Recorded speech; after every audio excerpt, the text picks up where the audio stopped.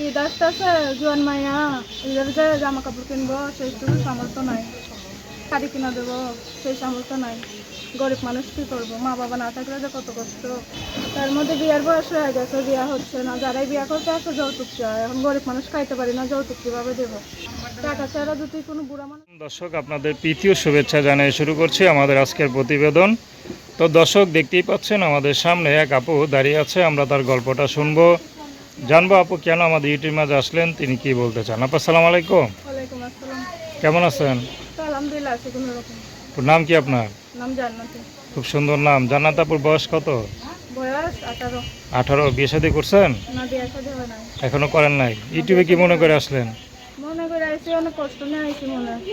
কিসের কষ্ট? এই বয়সে আবার কি কষ্ট দিল? নানি আছে, নানির কাছে থাকি, মা বাবা নাই। নানি বয়স্ক মানুষ, বাড়িতে থাকে, আমি সেলাই মেশিনের কাজ করি।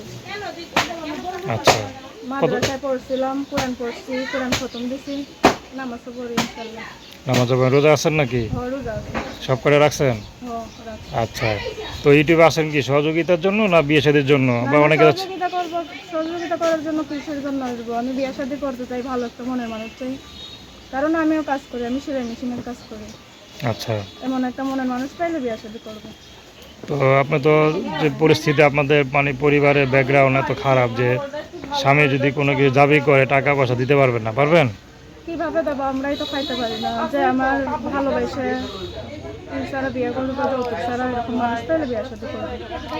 আচ্ছা, পড়াশোনা কতদূর করছিলেন? বাংলা পড়ি না, আরবি পড়ছি। আরবি পড়ছেন? আচ্ছা, যাক।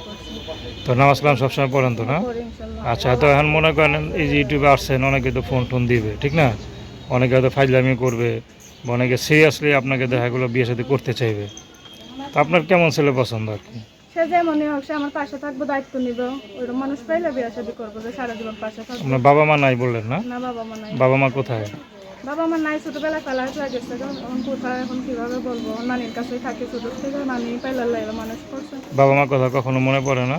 মনে তো পড়ে, বাবা মার কথা মনে পড়লে তো অনেক কষ্ট হয়। এখন কি করবো, বাবা মা না থাকলে কত কষ্ট। এটা তো যার বাবা মা নাই সেই বোঝে। আচ্ছা, তো আপনার সাথে কীভাবে যোগাযোগ করবে? মোবাইলের মাধ্যমে। নাম্বার বলতে পারেন? না, নাম্বার তো মুখস্থ।